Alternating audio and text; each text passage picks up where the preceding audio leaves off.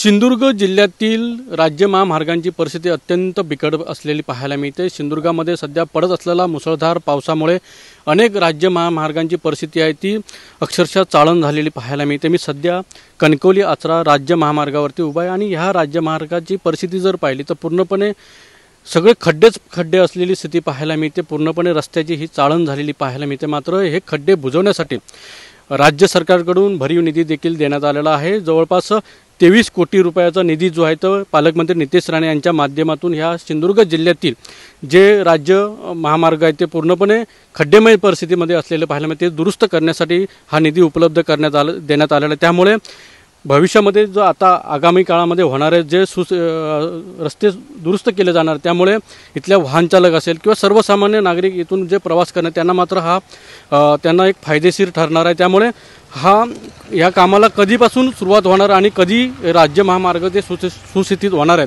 याकडे मात्र वाहन चालकांचं लक्ष लागून राहिलेलं पाहायला मिळत आहे। अनंत पाताडे, TV9 मराठी, सिंधुदुर्ग।